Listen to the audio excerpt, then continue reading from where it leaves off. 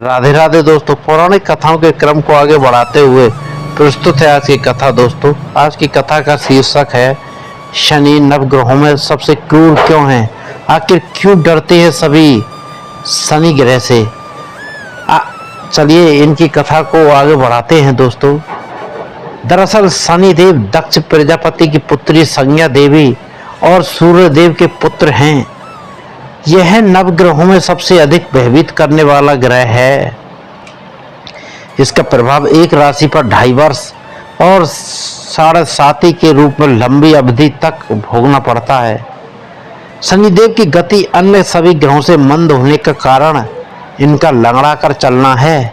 वे लंगड़ा कर क्यों चलते हैं, इसके संबंध में सूर्य तंत्र में एक कथा प्रचलित है जो इस प्रकार है। दोस्तों, एक बार सूर्य देव का तेज सहन न कर पाने की वजह से संज्ञा देवी ने अपने शरीर से अपने जैसी ही एक प्रतिमूर्ति तैयार की और उसका नाम स्वर्णा रखा।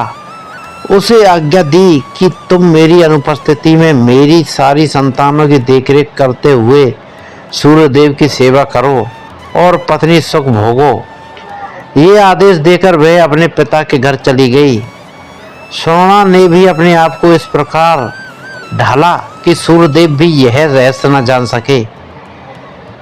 इस बीच सूर्यदेव से स्वर्णा को 5 पुत्र और 2 पुत्रियां प्राप्त हुईं। स्वर्णा अपने बच्चों पर अधिक और संज्ञा की संतानों पर कम ध्यान देने लगी। एक दिन संज्ञा के पुत्र शनि को तेज भूख लगी तो उसने स्वर्णा से भोजन मांगा। तब स्वर्णा ने कहा कि अभी ठहरो, पहले मैं भगवान का भोग लगा लूं और तुम्हारे छोटे भाई बहनों को खिला दूं, फिर तुम्हें भोजन दूंगी। यह सुनकर शनि को क्रोध आ गया और उन्होंने अपनी माता को मारने के लिए अपना पैर उठाया। तो स्वर्णा ने शनि को श्राप दिया कि तेरा पांव अभी टूट जाए। माता का श्राप सुनकर शनिदेव डरकर अपने पिता के पास गए और सारा किस्सा कह सुनाया।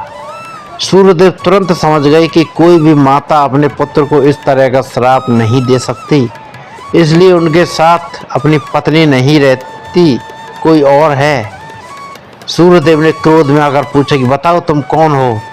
सूर्य का तेज देखकर स्वर्णा घबरा गई और सारी सच्चाई उन्हें बता दी। तब सूर्यदेव ने शनि को समझाया कि स्वर्णा तुम्हारी माता नहीं है लेकिन माँ समान है, इसलिए उनका दिया गया श्राप व्यर्थ तो नहीं होगा, परंतु यह इतना कठोर नहीं होगा कि टांग पूरी तरह से अलग हो जाए। हाँ, तुम आजीवन एक पांव से लंगड़ा कर चलते रहोगे। तो दोस्तों, कैसी लगी आपको कथा, कमेंट करके बताएं। जय जय श्री राधे।